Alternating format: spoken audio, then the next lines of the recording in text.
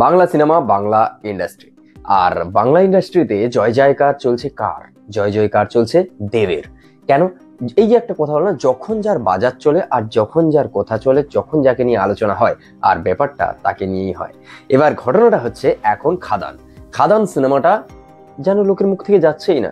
এইবার খাদান সিনেমা থাকাকালীন, বহুরূপী থাকাকালীন আবার রিলিজ হয়েছে এসবিএফ এর সত্যি বলে সত্যি কিছু নয়, সৃজিত মুখার্জি পরিচালিত আর দেবের প্রোডাকশন থেকে বিনোদিনী।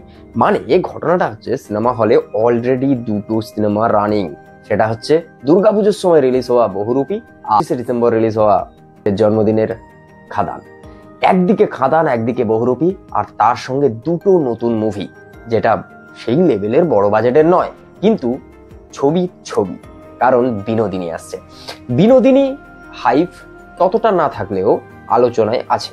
এবার বিনোদিনী সিনেমাটা, এই ধরনের ক্যাটাগরিক্যালি সিনেমাটা শহরের স্ক্রিনে ভালো চলে, গ্রামের স্ক্রিনে কম চলে, সেটা আমরা সবাই জানি। কিন্তু এই সিনেমাটা কত কি প্রভাব ফেলে সেটাই হচ্ছে দেখার পালা। তাহলে ব্যাপারটা কি দাঁড়ালো? এই সিনেমাটা আমি এখনো দুটো সিনেমার কোনোটাই দেখিনি। এবার ঘটনাটা হচ্ছে, তাহলে কি একটা রিভিউ ভিডিও? না, এটা কোনো রিভিউ ভিডিও না। ঘটনাটা কি হয়েছে, দুটো প্রোডাকশন হাউস, সেটা হচ্ছে একটা এসবিএফ, একটা হচ্ছে দেব ভেঞ্চার্স। এবার দুটো প্রোডাকশন হাউসের মধ্যে এখন হচ্ছে যতবার হচ্ছে এসবিএফ নিজেদের ব্যানারে কোনো মুভি, সেটা ছোট হোক বা বড় বাজেটের, সেই মুভি যখন রিলিজ হয় তখন সব থেকে বেশি হল পায়। এটাই স্বাভাবিক, কারণ তারা ডিস্ট্রিবিউটারশিপ, তারাই নিজেদের সিনেমা হল, সবকিছু নিজেদের থাকাকালীন দাপদাপানি ব্যাপারটা একটু বেশিই থাকে। এবার ঘটনাটা হচ্ছে খাদানের সাকসেসের পর তাহলে পুরো ব্যাপারটা একটু হলেও শিফট করেছে। কারণ আমি যখন হচ্ছে বুকমাই শোতে শোর সংখ্যাগুলো দেখি, তখন দেখছিলাম আগে থেকে খাদান বহুরূপী চলছে যেখানে, সেখানে বিনোদিনী হল পেয়েছে, সৃজিত মুখার্জির ছবি কিন্তু সেখানে হল পায়নি।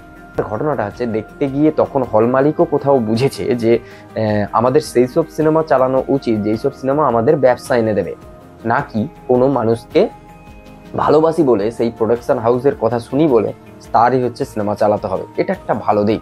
এরকম জিনিস যত আসবে না, তত আমরা কাছের সিনেমা হলে ভালো ভালো সিনেমাকে বেশি দিন করে স্টে করতে দেখতে পাবো, যেটা খুব ভালো জিনিস। যেটা হচ্ছে পলিটিক্স করে হচ্ছে 2-3টে শো দিয়ে পরে একটা শো, তারপরে হচ্ছে সিনেমা হল থেকে বেরিয়ে যাওয়া, এই জিনিসটা হচ্ছে কমবে।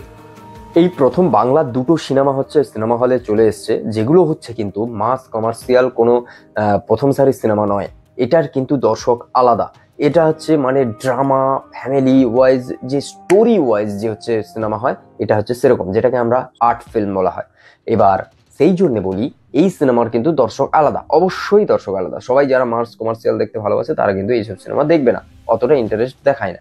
কিন্তু এই সিনেমা যেহেতু দুটো আলাদা জোনের আর দুটো আলাদা ঘরানায়, যেরকম হচ্ছে বিনোদিনী একটা বায়োপিক, আর একটা হচ্ছে সত্যি বলে সত্যি কিছু নয়, যে সিনেমাটা এসবিএফ এর ব্যানারে এসেছে, সেই সিনেমাটা কিন্তু পুরো গল্পটাই আলাদা, ড্রামাটিক বিষয়টা আলাদা, পুরো এখনকার জিনিস নিয়ে বিষয়। তোমরা যদি সেটার রিভিউ আলাদা করে দেখতে চাও, সেটা হচ্ছে আমাদের চ্যানেলে দেওয়া আছে, অবশ্যই গিয়ে ভিজিট করতে পারো। আর বিনোদিনীর নটির কথা তোমরা সেটা জানো, আর সেটা হচ্ছে একটা বায়োপিক।